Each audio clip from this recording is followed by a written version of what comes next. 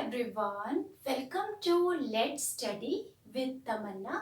अगर आपने चैनल को सब्सक्राइब नहीं किया है तो please subscribe, like and press the bell icon.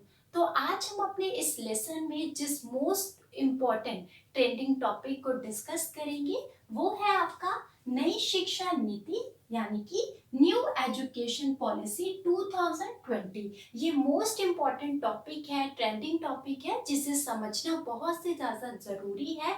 वो इसलिए भी क्योंकि उनके लिए तो ये मोस्ट इम्पॉर्टेंट है जिनकी अपकमिंग एग्जाम्स है, क्योंकि एग्जाम्स में इससे रिलेटेड क्वेश्चन ज़रूर डेफिनेटली पूछा जा सकता है। और साथ ही साथ जितने भी पेरेंट्स हैं, जितने भी विद्यार्थी है, स्टूडेंट्स है, लर्नर्स है, उनको भी समझना बहुत ज़रूरी है कि 2020 में जो नई शिक्षा नीति आई है उसकी क्या क्या विशेषताएं हैं या उसमें हमें क्या क्या मिलता है। तो चलिए स्टार्ट करते हैं। तो नई शिक्षा नीति की हम बात करें तो सबसे पहले कैबिनेट ने नई शिक्षा नीति को हरी झंडी दे दी है, यानी कि मंजूरी दे दी गई है। और 2034 साल के बाद यानी कि 34 साल के बाद शिक्षा नीति में एक नया बदलाव आया है, जो अपने आप में बहुत ही ज्यादा सराहनीय कार्य है। क्योंकि कहा यही जाता है कि किसी भी देश की अगर आपको अर्थव्यवस्था को, समस्याओं को निपटाना है, बदलना है, तो उसमें शिक्षा का जो आधार है वो मजबूत होना बहुत ज्यादा जरूरी है। तो ये अपने आप में बहुत ही उपलब्धि वाला, बहुत ही सराहनीय कार्य किया गया है। साथ ही साथ MHRD जो मंत्रालय है, मिनिस्टर है हमारे रमेश पोखरियाल निशंक, उन्होंने भी इस बात पर जोर दिया है कि हमारे भारत में अगर ये शिक्षा नीति सही प्रकार से लागू होती है, जो कि अब होने ही वाली है, तो ये हमारे भारत के लिए एक मील का पत्थर साबित हो सकती है। साथ ही साथ इस नई शिक्षा नीति को बनाने के लिए जितने भी अलग अलग जो वर्ग है, अलग अलग देशों से उनको बुलाया गया है, उनकी राय ली गई है और उसके बाद ही नई शिक्षा नीति को तैयार किया गया है। एक और इम्पोर्टेंट फैक्ट है, ये तो आपने समझा कि 34 इयर्स के बाद शिक्षा नीति में इतना बड़ा बदलाव आया है। और दूसरा जो मोस्ट इम्पोर्टेंट है वो है मानव संसाधन मंत्रालय, यानी कि MHRD अब होगा क्या, शिक्षा मंत्रालय। ध्यान दीजिए, एजुकेशन डिपार्टमेंट बन जाएगा आपका MHRD। ये दोनों ही बहुत इंपॉर्टेंट है। यहाँ पर हमने ये बात डिस्कस किया है। अब चलते हैं, समझते हैं इस बात को कि ये जो नई शिक्षा नीति है, न्यू एजुकेशन पॉलिसी है 2020, उसमें शिक्षा से संबंधित क्या बदलाव हुए हैं। तो बदलाव जो शिक्षा से नीति से संबंधित है उसमें सबसे फर्स्ट पॉइंट की अगर हम बात करें तो हमारे भारत में पूरे ऑल ओवर जो इंडिया है वहां पर हर राज्य में 10+2 की जो स्कूली शिक्षा की व्यवस्था थी, फॉर्मेट था, इसको लागू किया गया था। 10+2, ध्यान दीजिए, 10+2 यानी कि 10वीं से 1 से 10वीं तक की शिक्षा और 2 के मतलब 11th एंड 12th की शिक्षा। लेकिन 10+2 का जो फॉर्मेट था अब उसको चेंज कर दिया गया है और 12वीं तक की पढ़ाई को 5+3+3+4 में डिवाइड कर दिया है, यानी कि बांट दिया गया है। अब हम इसी को ही डिटेल से समझेंगे। सबसे पहले अगर हम प्रथम 5 वर्षों को लेते हैं तो उसको नाम दिया गया हो फाउंडेशन स्टेज, यानी कि प्रथम 5 वर्ष जो होंगे वो फाउंडेशन स्टेज कहलाए जाएंगे। और प्रथम 5 वर्ष कौन से होंगे ये भी समझना जरूरी है।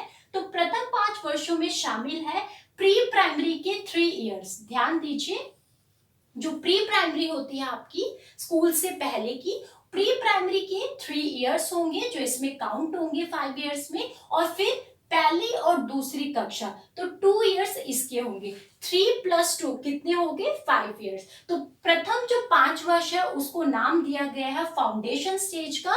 और अगर आप इस वर्ड पर ध्यान देंगे तो आप समझेंगे कि इस स्टेज पर जो बच्चे होंगे उनका पूरा बेस तैयार होगा, यानी कि उनका निर्माण किया जाएगा, उनको मजबूती प्रदान की जाएगी। तो प्रथम 5 वर्ष फाउंडेशन स्टेज कहलाया जाएगा, जिसमें कि प्री प्राइमरी के होंगे 3 इयर्स और पहली और दूसरी कक्षा के जो विद्यार्थी लर्नर शामिल होंगे उनके होंगे 2 इयर्स। तो दोनों प्लस किए तो कितने होंगे, 5 इयर्स। अब ये जो फाउंडेशन स्टेज है, जो प्रथम 5 वर्ष है जिसमें कि प्री प्राइमरी की 3 इयर्स और पहली और दूसरी कक्षा के 2 इयर्स को शामिल किया गया है।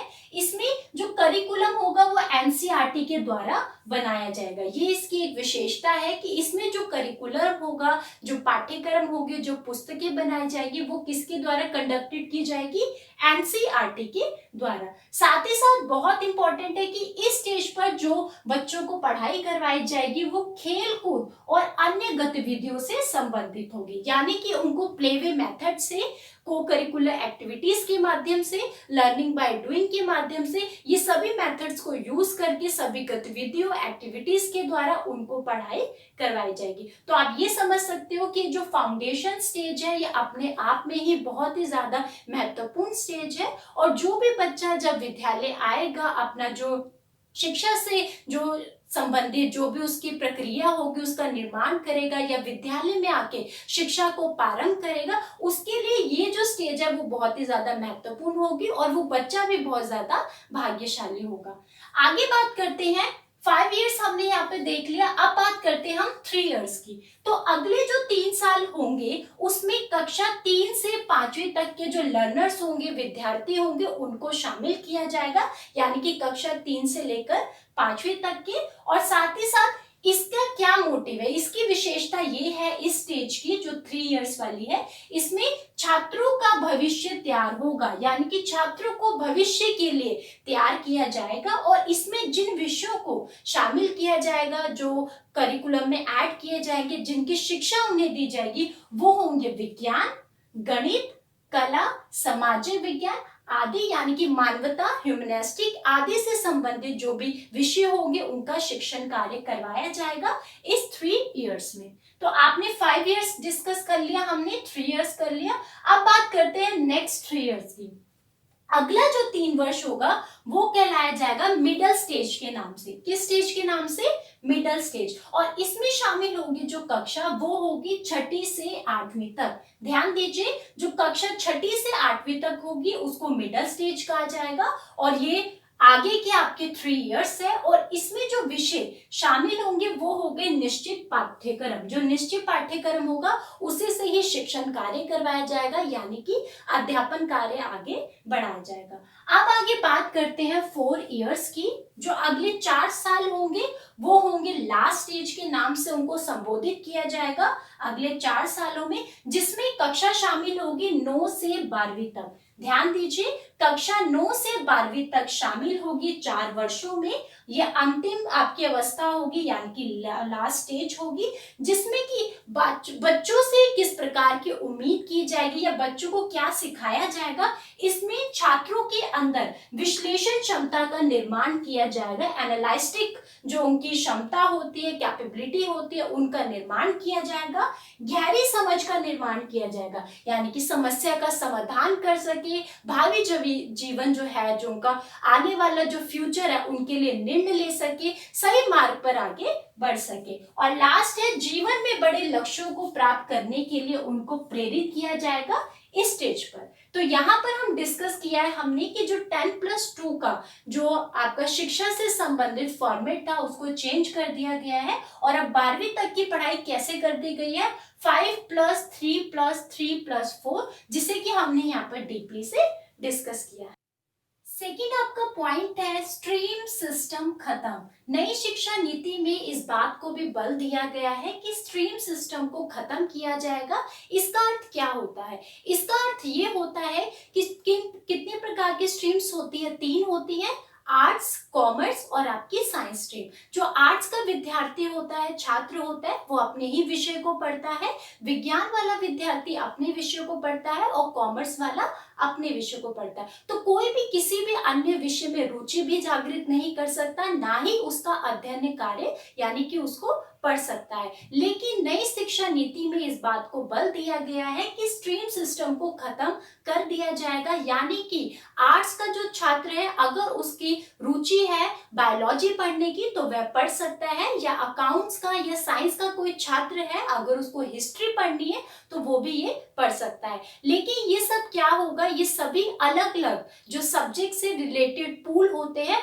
उनको निर्धारित किया जाएगा, उन्हीं के ही अनुसार ये सभी कार्य होगा, तभी छात्र अपने जो रुचि पूर्वक जो भी विषय है, जो भी सब्जेक्ट है जिसे वो चुनना चाहते हैं उसका चुनाव कर सकते हैं। इसको एक उदाहरण से समझते हैं। मान लीजिए एक आर्ट्स का छात्र है जो कि पढ़ना चाहता है साइंस को, लेकिन ये जरूरत है कि उसके पूल में दोनों ही विषयों का समावेश होना चाहिए, तभी वह उस जो विषय है उसका चुनाव कर सकेगा। तो आने वाली जो हमारी नई शिक्षा नीति जब लागू होगी तब स्ट्रीम सिस्टम पूरी तरह से खत्म हो जाएगा, और इसका अर्थ यही है कि छात्र अपने मनपसंद विषयों को चुन सकेंगे, उसका अध्ययन कार्य कर सकेंगे। थर्ड आपका पॉइंट है जो काफी इंपॉर्टेंट है कि कक्षा 5वीं तक की जो पढ़ाई होगी वह मातृभाषा या स्थानीय भाषा में होगी। इसका अर्थ यही है कि अगर माता पिता ये चाहते हैं कि उनके बच्चे जो प्रारंभिक स्तर है उसमें जो पढ़ाई है, अध्ययन कार्य है, वो अपनी मातृभाषा या अपनी स्थानीय भाषा में ही सीखे, उसे पढ़े, तो ये उनके पास ये पूरी तरह से चॉइस होगी और वो इसी तरह से अपना अध्ययन कार्य कर सकते हैं। तो कक्षा 5वीं तक की ये जो पढ़ाई होगी वह मातृभाषा व स्थानीय भाषा में ही होगी। इसका अर्थ ये हुआ कि अंग्रेजी में पढ़ाई की जो अनिवार्यता है वो नहीं रहेगी, यानी कि इंग्लिश में ही पढ़ना जो मस्ट मैंडेटरी कहा जाता है वह नहीं रहेगा, ये पूरी तरह से समाप्त हो जाएगा। और अंग्रेजी कैसे रहेगा? अंग्रेजी सिर्फ एक विषय के तौर पे रहेगा, यानी कि इंग्लिश को पढ़ना अब ओनली सब्जेक्ट रह जाएगा। मान लीजिए कोई भी परिवार में गुजराती है, मराठी है, बंगाली है, वो चाहता है कि प्रारंभिक शिक्षा उसके जो बच्चे हैं वो उनकी ही मातृभाषा में, स्थानीय भाषा में ग्रहण करे, तो बच्चा उसी प्रकार से अपनी शिक्षा को ग्रहण कर सकता है। तो इसका मतलब ये है कि शिक्षा का जो अंग्रेजीकरण है वो पूरी तरह से समाप्त कर दिया जाएगा। फोर्थ आपका पॉइंट है व्यवहारिक ज्ञान यानी कि प्रैक्टिकल नॉलेज। कक्षा 6ठी से ही छात्रों को कंप्यूटर कोडिंग सीख सकेंगे। इसका अर्थ क्या हुआ? कंप्यूटर कोडिंग का मतलब यही है कि कक्षा 6ठी से ही, यानी कि छोटी उम्र से ही, जैसे कि हमारे देश विदेश में भी हमने देखा है कि जो बच्चे होते हैं वो छोटी उम्र से बहुत सी टेक्निक्स को सीखने लग जाता है, इसीलिए भारत में भी कक्षा 6ठी से ही बच्चों को कंप्यूटर कोडिंग की शिक्षा दी जाएगी, उनको सीख दी जाएगी। इसका अर्थ यही है कि जैसे कि मोबाइल फोन एप्लीकेशन या जो भी सॉफ्टवेयर है उसको बनाने की जो भी टेक्निक्स होती है वो ये सीख सकेंगे, यानी कि उसी को कहा जाता है कंप्यूटर कोडिंग। कक्षा 6ठी से जो छात्र होंगे वो इंटर्नशिप भी कर सकेंगे। यहाँ पर 2 वर्ड आ रहे हैं, कंप्यूटर कोडिंग जो मैंने आपको बताया है कि मोबाइल फोन एप्लीकेशन और सॉफ्टवेयर से को बनाने वाली जो टेक्निक होती है उनको सीख सकेंगे छात्र अपनी रुचि के अनुसार कक्षा 6ठी से ही, और कक्षा 6ठी से ही इंटर्नशिप कर सकेंगे। इंटर्नशिप का अर्थ ये है कि अगर कोई छात्र है उसकी पढ़ाई के दौरान अन्य कोई विशेष कोई विषय होता है उसमें कोई रुचि हो जाती है, यानी कि अगर एक बच्चा है, बालक है, उसकी रुचि है पेंटिंग करने में, डांसिंग में या सॉफ्टवेयर में, तो वो पढ़ाई के साथ साथ जो पेंटिंग है उसको भी सीख सकेगा, उसकी प्रैक्टिकल नॉलेज ले सकेगा। तो विशेष रुचि पर होने पर, किसी भी विषय में विशेष रुचि होने पर प्रैक्टिकल ट्रेनिंग उसको मिलेगी। पढ़ाई के दौरान वे इस प्रकार की ट्रेनिंग ले सकता है। फिफ्थ आपका पॉइंट है कक्षा 9 से 12वीं तक सेमेस्टर सिस्टम से परीक्षाएं होगी, और इसका अर्थ ये है कि हर साल में कितने सेमेस्टर होंगे? 2 सेमेस्टर, यानी कि 6 महीने में एक परीक्षा। 6 महीने में एक परीक्षा, यानी कि साल में 2 परीक्षा होंगी, 2 सेमेस्टर होंगे, और दोनों ही सेमेस्टर के जो अंक होंगे उसी से ही एक रिजल्ट होगा जो प्रमाणित होगा, उसको घोषित किया जाएगा।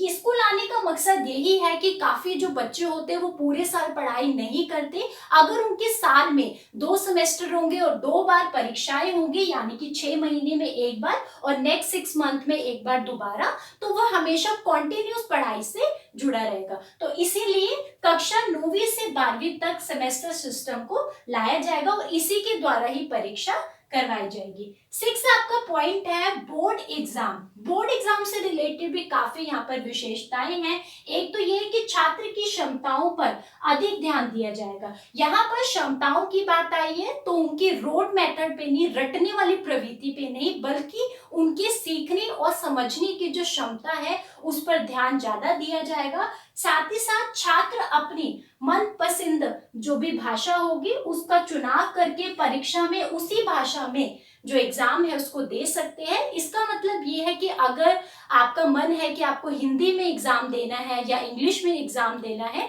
किसी भी आप भाषा का चुनाव कर सकते हैं और एग्जाम को दे सकते हैं।